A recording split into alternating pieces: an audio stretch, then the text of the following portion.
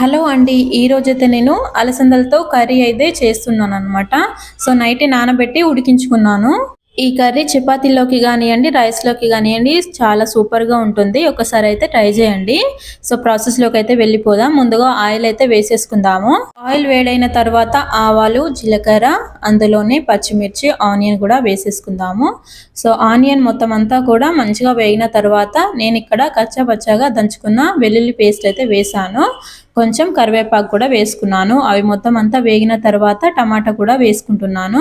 So, ఇందులోనే కొంచెం ఉప్పు, పసుపు, తగినంత కారం కూడా వేసుకొని ఒకసారి కలిపేసుకుందాము.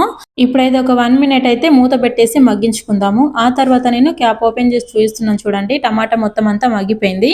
ఇప్పుడు ఇందులోనే ఉడికించుకున్న అలసందలను వేసేసి ఇంకా కలిపేసుకుందాము. నేను ఇందులోనే నువ్వులని కొంచెం వేయించి మిక్సీ అయితే వేసుకున్నాను. ఒక 3 స్పూన్లు అయితే వేసుకుంటున్నాను అనమాట. నువ్వుల పొడి యాడ్ చేయడం ద్వారా కర్రీకి మంచి ఫ్లేవరు, మంచి టేస్ట్ అనేది కుదురుతుందనమాట. అందుకే వేసుకోవాలి. ఇంకా కొంచెం నేను వాటర్ వేసి అయితే ఒక 2 నిమిషాలైతే ఉడికించుకున్నాను. క్యాప్ ఓపెన్ చేసి చూపిస్తున్నాను చూడండి. కర్రీ మొత్తం మగ్గిపోయింది. ఇంకా దగ్గరకొచ్చేసింది. ఇందులోనే ఇంకా కొంచెం కొత్తిమీర వేసుకొని దింపేసుకోవడమే. ఇంతేనండి. మన ఎంతో రుచికరమైన కర్రీ అయితే ప్రిపేర్ అయిపోయింది. థ్యాంక్ యూ అండి.